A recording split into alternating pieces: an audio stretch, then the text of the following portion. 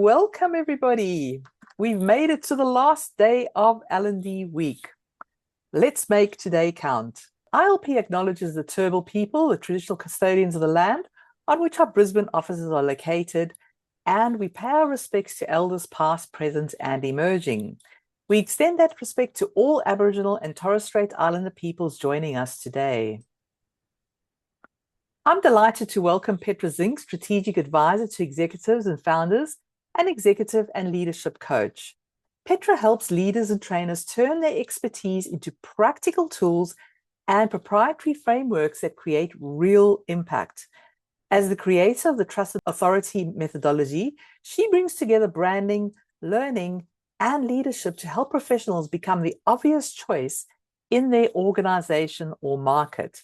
Please join me in giving Petra a very warm welcome. Thanks so much, Berenice. What a lovely introduction, and happy Friday to everyone who can join us live. I don't know about you, but Friday is and always has been my most favorite day of the week because the vibes are very different. People are happy and excited. And obviously we had an amazing week already with the L&D sessions. I'm curious, how many sessions has everyone been able to attend? If you can put it in the chat, I'm always very curious.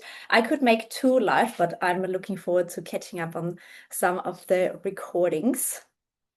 3, love it. 6, 12, easy. You are off the charts, all sessions. Oh, Jade, stop it.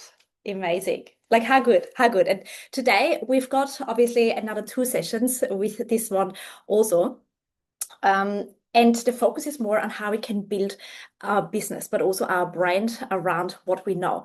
Because as a learning and development professional, in one way or the other, we love to learn. Like, if I could do anything without being paid 24/7, I would learn, because we enjoy doing that. We enjoy the growth. We enjoy the feeling that we get from absorbing new knowledge, creating content. That's another big part of what we do and what we love. And yet it often doesn't necessarily mean we can actually get the traction that we want. And I'm also very curious, how many of you are internal, working with a team and in an organization, and how many are external? So if you can also drop that in the chat, internal or external, that would be great to see who we've got in the mix. Internal, external. Good. Okay, we've got a great mix. Either or, you certainly get some ideas on how you can build your brand around what you know, not only deliver what you know. This is a big difference, which I'll go through in a second. Can I also just get a thumbs up that we can see the slides? Okay, and we are good to go. Perfect, thank you so much. External independent contractor to a few companies. Now, honestly, the year ahead and probably the next couple of years are going to be very, very interesting, because let's address the A word in the room. AI is everywhere. And clearly also us as knowledge professionals would have had one or the other thought of, well, is my role going to be replaced? Am I going to be replaced? Is my expertise going to be replaced? The short answer is probably not replaced, but certainly amended. And this is what we are going to cover, to see how we can actually become irreplaceable by turning what we know into authority assets that others can also use. Now, I am obviously a very interactive presenter, and I'm curious for you to answer this question. I give you 60 seconds to think about it. You don't need to share it publicly. What would you say if you would receive this email? Because in one or another way, we do get that kind of request. So our executive team is reviewing several approaches to your area of expertise. Like, what is your specialization? What's your favorite topic to talk about? Can you give us 2 to 3 reasons why your approach would actually be the one that we should use? Because we trust it, we know it's good, we know it's easy to use. Think about that for a couple of more seconds. What would that be? Firstly, what is the topic that you actually want to be known for? And then secondly, what's the supporting evidence that you, compared to everyone else, should be chosen for it? Jill says good evidence-based data. I love it. And please feel free to also share it in the chat for everyone else to get some inspiration on that. Because we were just saying before we started hitting record that we're all here to learn. Like we can all learn from each other, with each other, and just getting inspiration and some behind the scenes, how others operate every day is a great opportunity for us to do so. So good evidence-based data is one of many reasons. Does anyone else feel comfortable to share why somebody should pick you for your topic? Leadership development, science-backed, strength-based coaching, practical to use every day. We love practical, that's for sure. Responsive to learning needs and solutions. Amazing. And keep those answers coming, and maybe over the next half an hour or so you get even more ideas in, so please feel free to continue in the chat. I've got that on my left screen so I can certainly see what's been talked about. The pitch includes key areas that is known to have gaps. Pitch includes key areas that is known to have gaps. Yes. As a parent, I'd love to say, because I said so, but in a workplace, I'd polish that up a bit. Yes, I know. The good old way of leadership, and this is also how I started leading teams, just do so because I've got the authority here and you just do what I'm telling you. And then we're in 2026 and it doesn't work anymore, does it? Now, proven results internally with my WA team, exponential growth in the last 2 years. Love it. So we obviously have some really good ideas, reasons, and point of differences. But now think one step further. How unique is this answer to you and you alone? And or how interchangeable is it to somebody who could say something very, very similar? And this exactly what was the issue that I faced for, I don't know, forever. And to be honest, in some instances, it's still a challenge because what I said before, we love to learn. We love to explore new content. We love to put our hands up to say, what topics can you talk about? Well, everything. Leadership, strategy, talent development, future of work, careers, you name it, I could talk about it. And probably, fortunately slash unfortunately, it is probably true. However, what we are facing in this very noisy and also clouded environment that we are in now is that if we can't become known for a specific transformation that we can deliver with a certain method that people can also learn and use if we are not in a room, it is quite hard to actually cut through and not become irreplaceable. You know, I'm also delivering accredited, but also non-accredited training for certain universities and institutions. And they are great, obviously, but it's very much standard content. I can deliver it, and that's the point. Johnny and Susie and Billy and Marie, they could also deliver it. So this is where it's not necessarily clear what my point of difference is and why people should choose me. And this is obviously where we often get stuck. We get more and more credentials. We learn more. We get another certification. We listen to YouTube and podcasts. And then we can become bigger and bigger in our expertise, but not necessarily known for what we can actually do to organizations. And often, unfortunately, that leads into being able to not cut through in our communication. And again, I put my hand up. There's the saying, you probably develop the solutions to the problems that you face the most. And it's certainly true to me because I just could do anything. I put my hands up for everything. And then I was also very vague with what I actually do. You know, if we are in this day and age working with commercial decision makers and any CEO, a client, a COO, a CFO, they are focused on what is the benefit for me? Why should I even invest in learning? Especially when there's so many budget cuts and we can't necessarily connect what we put in with an outcome. Which option would we choose? If I can offer you a comprehensive leadership capability framework aligned with organizational strategy, incorporating behavioral diagnostic and multi-level evaluation, it's even hard for me to say that. Or step B, to say, well, I can deliver a simple 3-step model that leaders can use immediately to have better conversations. Now, which one would we choose? If you were in a decision maker situation, which one would you go for? And often it comes down to being able to say succinctly what am I doing, how I'm delivering it, and most importantly, what's the benefit and the outcome to my learners. 100% Brie, it's option B. And I'm also working with academics and I'm working with very technical people. Like I'm going to the US in a couple of weeks to work with audiovisual professionals who are equipping high-end like celebrity houses with technology. And they say, I just need to sound smart because I'm working with those architects and those really high profile people. I don't want to be seen as dumb or simplifying it. I want to use all the tech language. And it's like, this is great when you talk to a peer, not so great if you're talking to a commercial decision maker who wants to see exactly what is in it for me. And more importantly, why should I choose you over somebody else? So if I'm losing somebody in this translation of what I actually do, we're not doing ourselves a favor.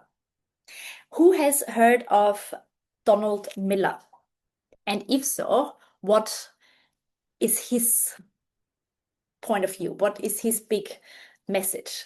Donald Miller. Has anyone heard of him? If not, this is a homework over the weekend to jump on to YouTube and check out some of his YouTube videos. Donald Miller is known for what he calls story bread, and his soundbite is called "If you confuse, you lose." And again, coming back to this slide for a second, we often operate in this particular field where we just get smarter and smarter because we are doing more credentials and getting more certifications and we know more. So we are overtaking other people and think everything that I'm telling is so basic, I need to level up. And it's often not necessarily the case. Our focus needs to be translating what we know into a easy to understand language that people remember and, more importantly, repeat. So what I just said to you, if you confuse, you lose, connected to Donald Miller's story brain. So I know exactly what I could hire him for. He's developed the framework, the story brain framework. This is also what we're going to do today. So by the way, if you have a notepad on the side somewhere or an iPad or something like that, grab it because we will actually get hands-on in a second. I'm curious if you have access to this particular slide here, and if you could mark where we are in the quadrants. If we can't do it, we can just put in the chat where we are right now. So this is our trusted authority. We are known for our expertise. And this element here is the expert, usually really good with what we're doing, not so sure what we're actually doing, but really, really good at that. Which quadrant are most people in? B, yeah, unknown and unclear. To be honest, we've all been there, and a lot of us also come back to that. Yeah, D, D. And to be honest, especially when you go through a transition, so you may have worked with leadership teams, but now you're interested to work with entrepreneurs. We are often reverting back to go from I know everything and people know me for that to I'm starting from scratch and I'm actually not quite sure about my message anymore. C, between C, B and C, yeah. Yeah, very, very interchangeable. And it also depends on who we are actually talking to. So I've also gone through a rebrand, and I wouldn't say my position at the moment is super, super clear because I'm still testing and trying the different messages also, simply because I'm also responding to what the market actually needs and wants and what resonates. Okay, keep those answers coming, C and D. So we've got definitely a bit of a playground and some space to move from here to there. And this is what we're going to focus on because the good thing is that there is a bit of a framework that I want to share with you how we actually do it. And the framework is, in short, how can we make what we know visible to others? And this is a big differentiator between the two camps that we're currently seeing in the market. We've got the one camp that says, well, I have built my expertise over the last 10, 15, 30 years. I don't want to share that with others because then I'm completely irreplaceable and AI is going to take my role. Now, with that said, this is also where we're often struggling with getting the cut through to actually being chosen for whatever area of expertise we want to be known for. If anyone has ever been challenged with, but how much does it cost? Or even as an internal team, they will say, well, we suggest XYZ initiative, and the team says, what's the return on that? How much? It's like, okay, so clearly there's a bit of a disconnect between the value that I can create to the value that my decision maker sees. And often that's the case because we're not quite sure how we actually deliver on that promise. So when I say, I look after leadership development, and you get the very awkward nodding and smile, and like, I don't know what that means. And then we've got the other camp, which is I'm sharing everything that I know. You've got all my frameworks, you've got all my expertise, you've got all my IP, it's out there. And those people are referenced. Donald Miller, I've never taken any of his courses. However, I have bought his books. I have booked some of his online programs because his frameworks are so easy to use and to teach to others. But also, what am I doing? I'm using somebody else's authority rather than building my own. And this is often where we stop, that we're using every framework, every model, every proven formula there is that's known in our sessions. And all of a sudden, we're becoming a curator of knowledge rather than a creator of value. Meaning, we are leveraging the Maslow hierarchy of needs. And I'm curious, in the last, say, 2 weeks that you've delivered your own sessions, which frameworks have you used and or what's your favorite framework? What is your favorite framework? I've put a couple in there because it might spark some ideas. I literally live in the marketing world.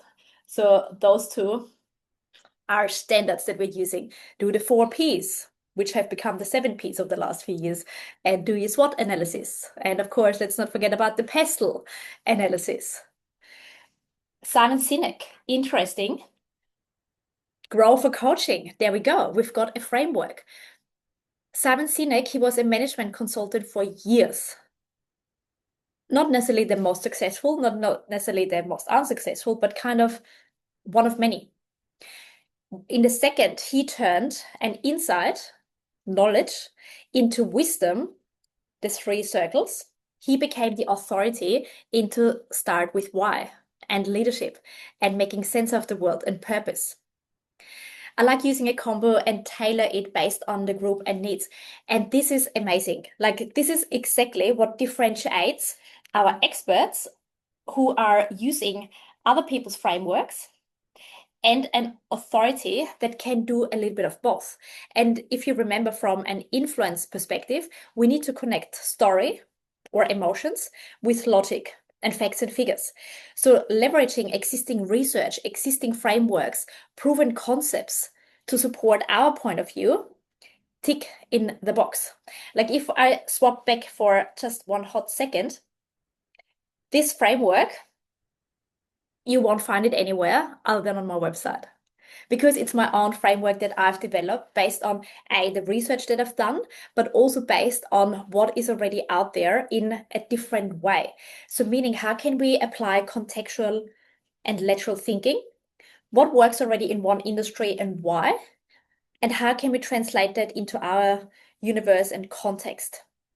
Yes, Bill, Donald Miller's Storybrand. He actually released Storybrand 2.0, as every author does, a few years ago. And he explains that every story, every movie, every book follows, or every successful, I should say, follows a formula. Like, even though we think stories is emotional and very creative, he says the opposite. He's like, no. You know exactly. This is the character. He wants to achieve something. Then, of course, you've got the obstacle, the villain. Then we've got the guide on the side who saves the day. And he explains that your customer, from a business perspective, your customer needs to be the hero. You, as the business, the service provider, the product provider, you just the guide on the side. So this is how he sells his services, which is basically copywriting and positioning. And this is also what I've learned working with individuals selling their expertise. So I work with a lot of other executives turning into entrepreneurs because of layoffs, redundancies, or simply they had enough of corporate, and or entrepreneurs who want to build their brand, their business brand, but need to build their personal brand, but don't necessarily know how to actually pitch anything. And if you've ever felt a bit, ooh, I don't want to sell myself, and it's so awkward, I can hear you because that's exactly what most of us feel. Because when we say, well, this is what I'm doing and how good I am, and look at me, of course it feels awkward. Whereas if I'm focusing on, from my experience and research and work that I've done, I've identified XYZ, and this is how people can use it, apply it, and get results. And this is exactly what an authority asset is. It does the heavy lifting for you, also when you're not in the room. And what we often do, and again, I put my hand up and not finger point on anyone because I've experienced it more than you will ever know. We create one workshop and one keynote and one lunch and learn session after the next because we do enjoy the learning part and the content creation part and the creativity part. And often it stops there. We're not reusing that again, let alone our audience will reuse it again, our participants. And this is what is the difference between turning content into a framework. So it's a repeatable idea, similar to a SWOT analysis. I can use it for the tech space. I can use it for the financial industry. It doesn't matter. It is a universal true framework that I can contextualize. Same with start with why. Like you've got a different why to I have. And Johnny and Susie over there, they've got a different why, but we can follow the steps. And if you have a look at it, and they're just, a few examples, what do they, specifically those 5 here, have in common? Like what stands out other than colors, because they're random images. Don't quote me for the copyright. It's not colors. What do they have in common? Maybe 2 or 3 things that stand out. We've got a multiple step process. When we say multiple, how many? It's quadrants, simple and clear instructions, four simple steps, spot on. It's simple, it's memorable because SWOT, easy to say. PESTLE, 4 Ps. Start with why. It's so easy to say because they talk in sound bites. And they're not using extremely complicated language, but it's now something that we easily remember and can repeat now to others. And this is what makes a strong framework successful and livable beyond us. We've got simple steps, strong visual identity, easily recognizable, and yes, easily drawn. So I, as the least creative person amongst us, I can draw a pyramid with our Maslow hierarchy of needs approach. I can draw 3 interconnecting circles. I can draw a timeline. I can draw quadrants. Like this is easy to repeat, and now all of a sudden I can build my own toolkit. And this is what the difference is between the expert who is using all the other people's frameworks and the authority who is developing those frameworks based on turning knowledge, or actually, I should say information, into knowledge, into wisdom. So an authority asset is what other people can use because it's so easy that people remember it, they repeat it, they can draw it. And it's not a 20-step process that goes through a letter and then we've got a quadrant and then we have to jump through another hurdle and we can't remember what step 16 is. Way too much. But who said, I'm curious if anyone remembers, who said, I'm sorry for the long letter. If I would have had more time, I would have written you a shorter letter. Who said this?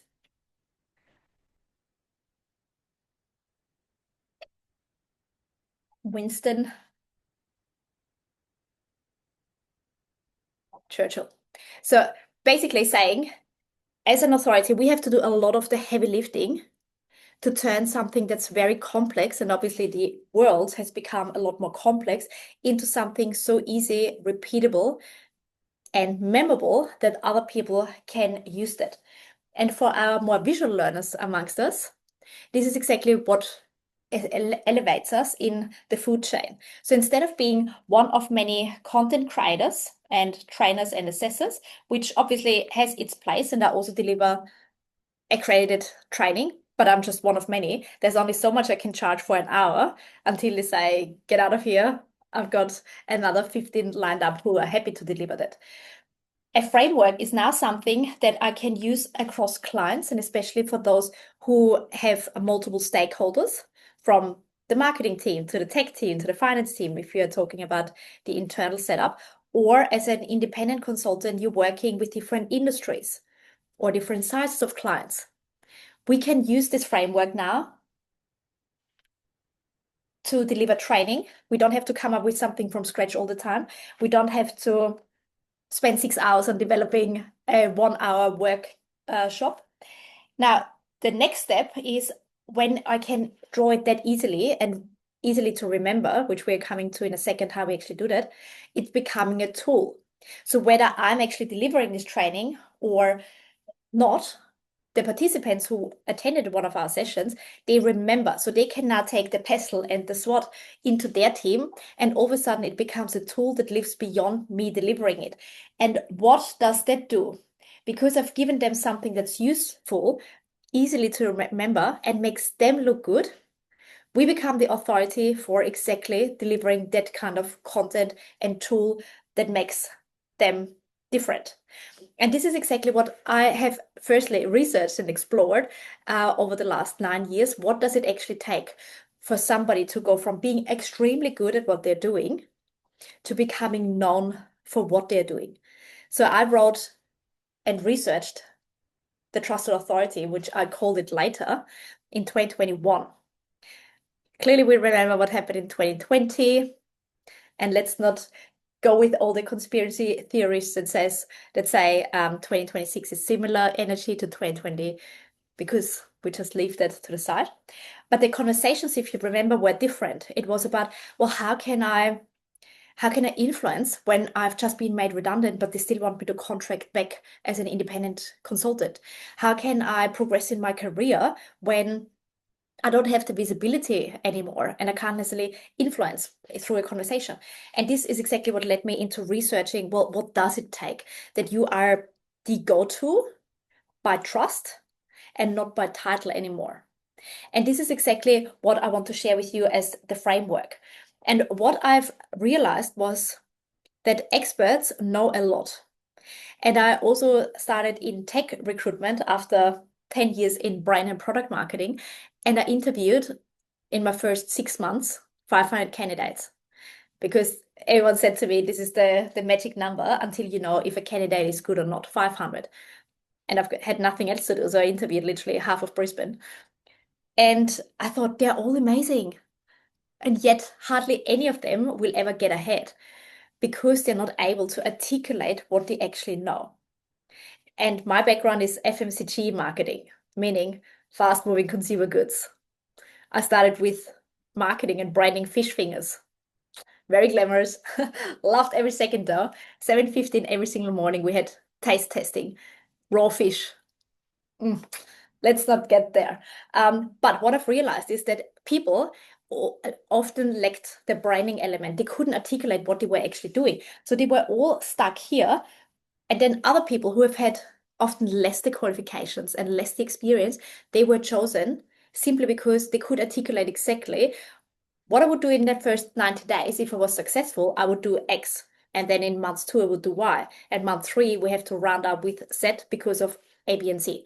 They were just so clear and succinct in their conversation that commercial decision makers are like, I'll take this one over that one emotionally, simply because they felt more confident and comfortable with this person rather than somebody who's got all the credentials, all the certifications, all the years of experience. And I always thought, because I'm not an extrovert at all, this is unfair. Just because somebody's really good with selling themselves, I'm going to miss out or somebody else is missing out to them. Not fair. With that said, though, the beauty is once you've developed a framework that lives beyond you, especially for those of us who are running their own business, it becomes a tool that keeps on giving, or a gift that keeps on giving. So since then, what I've done with this framework, where it started, we obviously had the book. By the way, book number 2 is coming. I literally got this morning the 4th and hopefully final edit back. But it has become an on-demand training that I also deliver live, that I also deliver in workshops in organizations, and it's always the same approach. Now, as you can see, there's 3 elements to it: capability, credibility, visibility. And interestingly enough, what we are talking about, your commercialization piece, the signature frameworks, the content assets, it's only one piece of the pie, meaning here. So I can deliver that in an hour. I could deliver that in a full day workshop. I've literally delivered that over 4 weeks. The difference is how in depth and how personalized I go into the steps. And this is the beauty of having a framework that gives you and your decision makers, your audience, a shortcut to getting the result, but also gives you this elasticity to have more exercises, for example, if we are in a live workshop. If we don't have as much time, like in a keynote, I can just give a high-level overview about one particular element by making people curious about the rest. Similar to what I've just done with you. I said it's one piece of the 3 elements of the trust authority. So maybe the ones who are interested now would say, well, what are the other ones? And now we're sending people into a rabbit hole and hopefully into our universe. So this is the beauty of having a framework. And what's even better is there's a process that we can use to develop one after the other. Because if you say now, well, if I put everything into a framework, nobody needs me anymore. I was like, no. Now people can actually learn about that. Doesn't mean that they're able to implement it. How many of us know that we have to exercise more and sleep more and eat less and drink more water? We all know the basic framework of living healthy, and yet how many are still going in a gym and working with a trainer? Because the implementation of the knowledge is not as easy as simply knowing it. So what I want to share with you and go through with you is the exact framework that you can develop or use to develop your own frameworks. Actually, if you could put in the chat if anyone has developed their own frameworks already, and if so, what is the name? We want to know.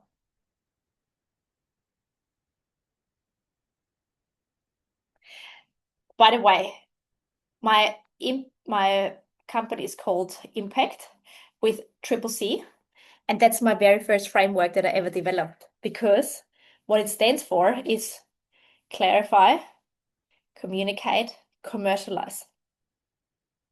And now people remember that. So when we talk about, well, how do you actually build a personal brand? Well, I can say, well, firstly, you clarify what you want to stand for and your point of view.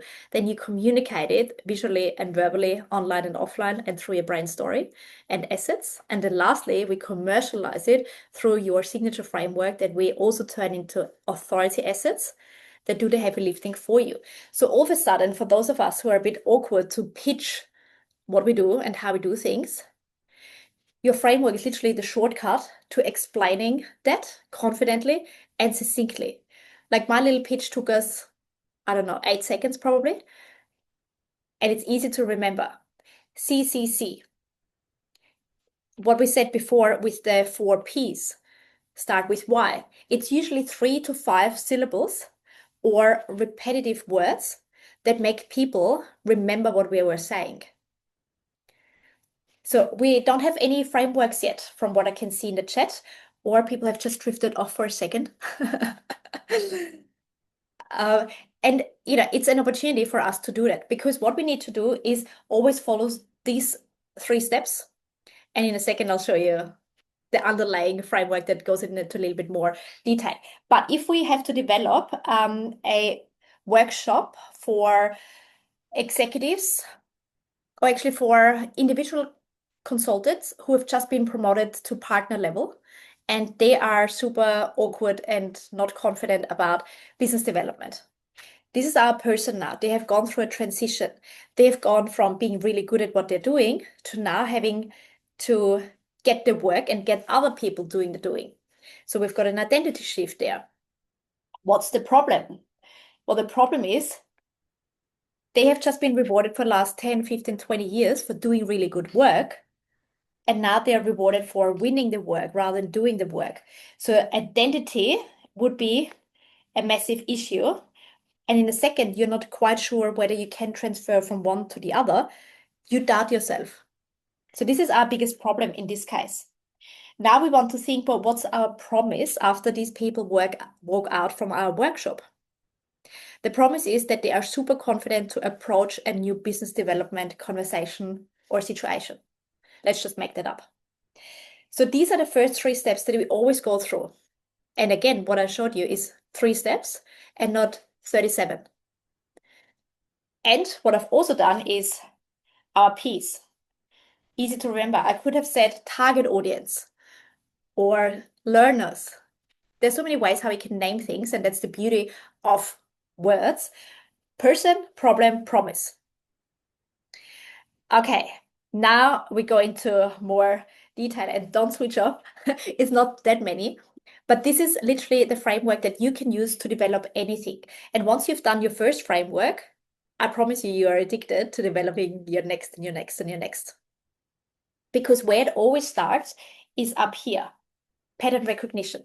In the chat, let me know what kind of changes you've seen in the last, say, 12 months in your team, in your industry, in learners' behavior, in content that's requested. What changes have you seen? What has been increased from a demand perspective? What has decreased? I can tell you that I work with a RTO, and they have always had on-campus delivery only. In the last 12 months, yeah, it's exactly 12 months actually, the online student intake has overtaken the on-campus intake. That's a pattern. People are busy. Now, obviously, with the oil crisis and the prices doesn't help to drive around. Convenience, it's easier to fit it in with their busy schedule. That's a pattern. Alex says, changes in best practice language for our field. Interesting. I'm very curious to learn more about that, what that means. People want the Omeri vision, short, sharp learning tailored for what they need. Spot on. Nobody wants to learn just in case. What we've done when we went to uni and school, you need to learn about all the algebra just in case. Now we learn just in time. Just in case, just in time. Claude has brought out something new, how to use Claude bot just in time. Then tomorrow I might use something else. Yes, more use of AI tools. No matter what industry or profession we're in, we cannot hide behind what we do and not use AI tools because everyone else is going to overtake us. And yes, short, sharp learning, tailored. And this is again where frameworks come in. I could give you the short, sharp version, the 3 steps you need to do X, Y, Z, or I can give you the more in-depth version if we do a leadership retreat for 2 days. So I've got more time to actually go into more detail, more personalization, more tailoring. Now we have also a decrease in numbers registering, increasing no-shows for short internal workshops, 90 minutes. So typical, everyone's got just so much on their plates. So this is why it's even more important for us to have something catchy, like an authority asset with catchy name, unique approach that makes people curious. What are we competing with? Phones, social media, 7-second TikToks.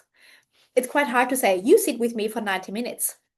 So if I don't have a strong promise that after attending my session, you actually get something for what helps you, I probably have lost them already. No worries, Julie. Thanks for coming. So, first one, pattern recognition. And this is where you can constantly come back to our 3 steps. What is the person that I can spot here? The next one is, what do they actually struggling with? What are they thinking about? What are they saying to others? What do they actually feel? And this is where our marketing or our design thinking approach and framework comes in.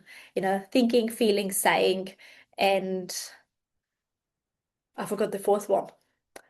See, we should stop at 3 anytime. Now I need to know, what is their ideal outcome? If I only have 90 minutes with them, what do they want to have after that? What are 1 to 3 practical insights, tools, techniques that they can already apply? And now this is where it's interesting, because I often get the pushback to say, but I'm not a PhD, I can't develop a framework. It's not scientifically proven.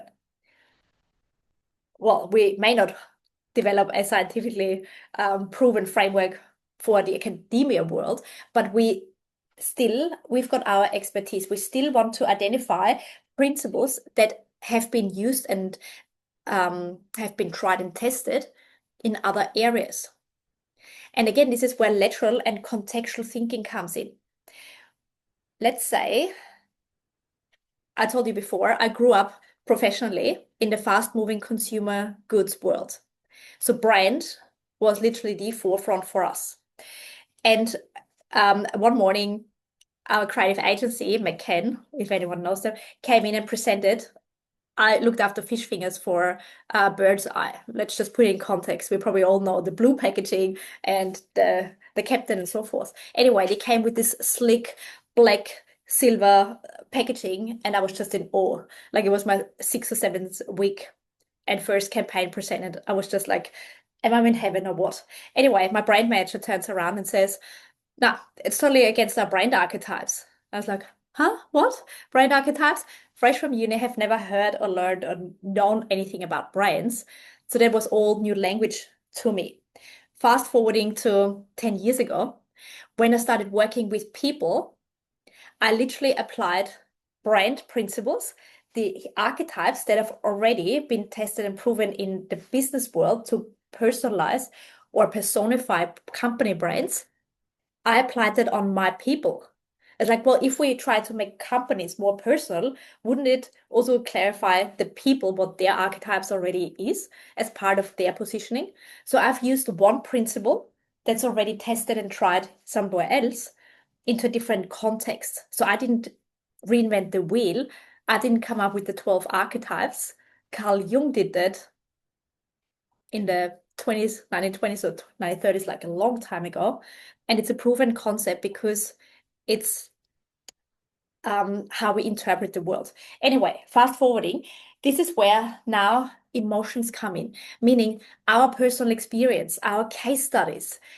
This is what creates a connection that I can't ChatGPT. I can ChatGPT the 5 steps too, the 1 mistake to avoid, the 3 tools you can't live without. That's all here. That's all logic. What makes us unique is our personal insights. And now this is where the next step comes in. How can we turn all those 127 steps and processes and frameworks and methods and tools into rules? Jumping back to our 3 C's. In each of the steps, to clarify your brand position, there's another 7 steps underneath. But do you need to know? No, we don't. Because it's not how we make a decision. It's not how we shortcut what we actually need to do. So our rules then turn into a shortcut for what do we need to do to achieve a certain milestone. And this is how we can condense this big idea, the 27 steps, into 3 or 5 steps, the 4 Ps, the SWOT analysis, the PESTLE, and so forth. And now this is where it becomes interesting, because if you think about it, all of those 5 steps, 6 steps so far, this is the 6th step, is strategy, research, branding work. I always say branding is the unsexy part of what we do. Now this is where it becomes marketable. So how do we actually turn what we know and what we do into a visual? Like, is it a 2 by 2? Is it a pyramid because we have to achieve one level to get to the next higher level? Is it our ladder? Jumping ahead, if you could draw your current workflow, like what you do, what you want to be known for as a visual, what would it be? You can either drop it as a word in the chat if you've got anything to draw on. Show me in the camera. I'm always curious what other people are using as their visual. I'll swap back for a second because what I've done, and I'm not sure if we can see that, this is a simplified framework. If you go on my website, I've got a big circle, and then I've got 1, 2, 3 per category, and then again 1, 2, 3. So I've got 3 steps in each of the clarify, communicate, commercialize, capability, and so forth. So how can we create shortcuts by using catchy, easy to remember names and then turn it into something more visual? Another way is to say I've got 3 interconnecting circles because they work with each other. If I need to show a comparison, I might have something like that. Start with why. We literally had circles one after the other, simply symbolizing the brain way. So how he explained that. So what would be, make this a bit smaller. Some ideas. What would be your easy to understand visual that you could explain your work with? Do we have to go from one to the other like quadrants? Do we have to have a linear progression, one step after the next? Do we have to build on each other, like skill stacking? This is a concept that I often explain as a visual. Our technical skills are the foundations. And now instead of saying, oh, now I need to swap that for marketing and branding and selling and influence and leadership, it's like, no, you need to build on top of that. They're not redundant, but they're also not what gets you further. Everything else makes you more valuable when you stack it. So now I can explain something quite abstract in a very practical way. Now, for those of you who are not following me yet, I would love for you to check out my either Instagram or LinkedIn for a very easy reason. On a Friday, I share frameworks. How do I call it? Framework Fridays. Duh. Because it is easy to remember, FF. I challenge my own thinking to say, if you can't draw it, you can't scale it. So if you're super complex with how much you know or how your approach to business development or business growth or team leadership is, it's probably too complicated for others to repeat it. So Louis says, on a super simple level, I use color coding for different levels of leadership development. Amazing. Now think a step further. What would be required from emerging leaders? What do they need to focus on versus experienced senior executives? What's overlapping? What is different? How can we say, well, if you're an emerging leader, what you need to focus on is X, Y, Z. As an experienced leader, building now your industry influence, you need to focus on A, B, and C. So now we can say what we're doing in a much more condensed and comprehensive way that makes it easier to repeat and to travel. Okay, the last step is this one here. I just said Framework Fridays. This is where we turn what we know and how we do what we do into language that others can repeat. Meaning, how can I use words that are easy to remember, that have a little bit of a connotation to it? Maybe it's even fun if that's part of my brand personality. This is what makes knowledge and expertise an authority and branded asset. Start with why. It doesn't even need to be super complicated, but it's easy to remember. It rolls off the tongue. What else have we got? The business canvas. Every single person starting a business or going through a business course has to fill out the one page where you go through your target audience and the channels and the products and marketing and so forth. Again, it's a repeatable approach how we build business, no matter the industry. As I said, I built a very basic framework last year and I called it CBS because it's about reporting on something. I love it. Very interesting. CBS. You know what comes to mind? Probably because I live on the Gold Coast. CSB, Crop Shop Boutique, because their branding and their Instagram is all over my world, not necessarily on purpose. But It's a big broadcasting group in the US. So the guys that I teach it to get it as like, oh, I need to report on something. So I'm gonna use the CBS acronym. But it's yeah. Perfect. Thank you for this clarification, and it's spot on. Who is, coming back to this little thing, who is my person? Who am I talking to? When they already know what it's all about, they're like, oh yeah, I've got you. Acronyms that spell out something connects are great for memory. So good. So good because we've got so much information that we have to process every single day. The more shortcuts we can get, the less calories we have to spend on deciphering what does it actually mean and what do you do again, the easier it is for us to remember. What other acronyms come to mind that maybe you use? And I would say always keep it to 3 or 5, and also uneven numbers are easier to remember than even numbers. So my 12-step process, it's like, oh, too much. How can we condense the 12 steps into 3 big milestones and turn that into an outcome? You know, the step up method, for example, or the using Whoop a lot to teach one of the one-to-one frameworks to our leaders. Love it. Easy to remember. It's a bit fun and it's not as complicated, so it doesn't take as much brain power of us. So keep those ideas coming.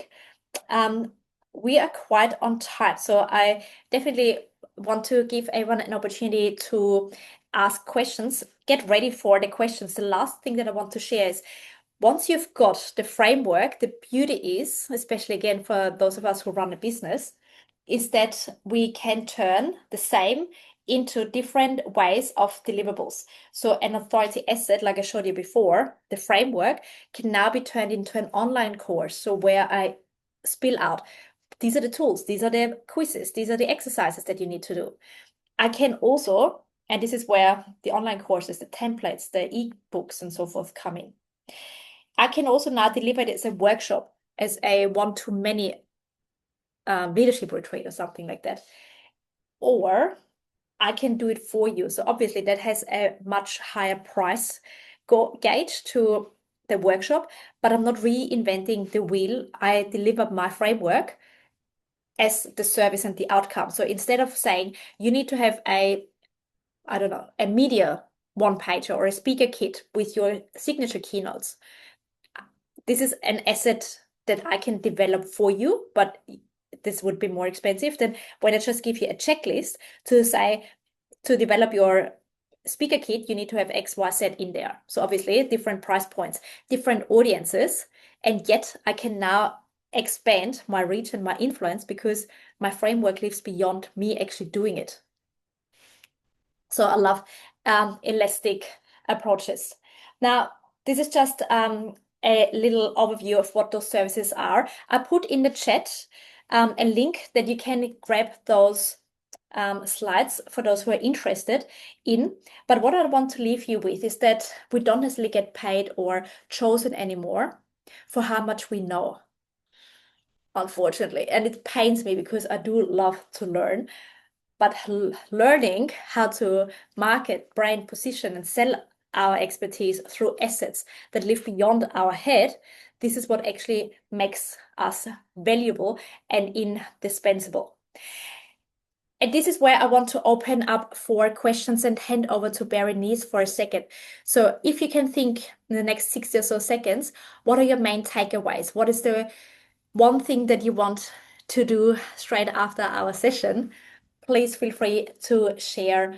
And with that, I hand over to Berenice before we come back in just a second. Thank you, Petra, for challenging us today to think, excuse me, beyond content and how to start building capital. Your practical approach to codifying expertise into reusable frameworks and authority assets has given us a really powerful way to elevate our influence. We really appreciate the hands-on ideas you've shared, the strategic lens, just helping us to travel further and create lasting value. So I really appreciate what you've spoken about today. And thank you again to Remote Reviewer, who is our sponsor for the week. I really appreciate everyone for being here today, and thank you for being part of today's conversation.